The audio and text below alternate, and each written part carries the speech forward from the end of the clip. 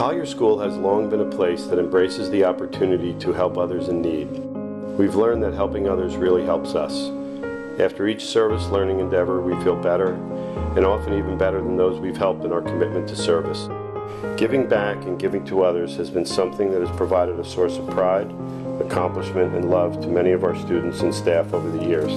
Collier Youth Services motto is where small miracles happen every day. And in the words of some students and families, Collier is a place where big miracles happen. Whatever your definition of miracles might be, in my over 25 years as principal, I've witnessed what some would call miracles, but these don't happen by chance. Each and every time they happen through hard work, courage, determination, and an abundant amount of love. The devastating effects of Hurricane Sandy were felt by too many to count and are nearly too comprehensive to fully understand. So many of us felt a tugging deep inside to do something, but how and who to help and where to send money seemed a mind-boggling maze. When a catastrophe like this occurs, there seems to be a race to help, a sprint. In some cases, organizations and centers of assistance could not accommodate all the helpers that showed up soon after the storm. But for those most devastated by such tragedies, the race to help is greatly appreciated. It makes a difference, but this race is anything but a sprint or a quick fix. The truth of the matter is that it is more often a marathon that can take months and even years. In the case of Hurricane Katrina, rebuilding efforts continue today, over 7 years later. There is a famous martyr whose words have been used from time to time to inspire our staff and our work at Collier. Oscar Romero reminds us that we cannot do everything, and there is a sense of liberation in realizing that. This enables us to do something, and to do it very well.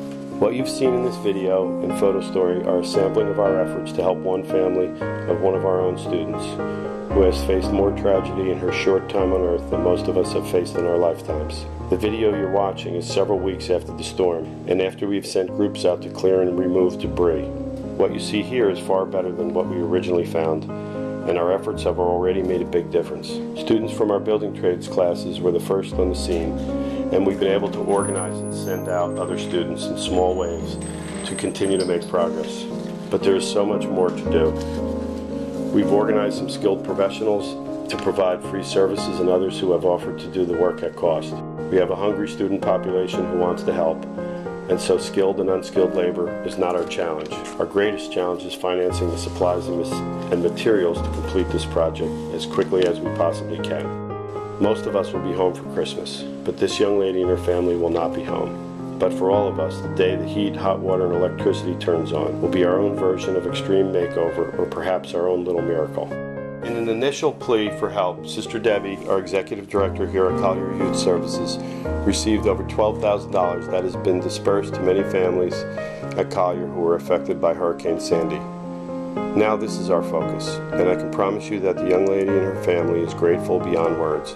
Whatever you can send from $10 or $20 or more will be put to great use, and send us your email so we can keep you posted. Thank you in advance for your help. This is Ray Bach, who has the privilege of having the greatest job in the world, being the principal of Collier High School.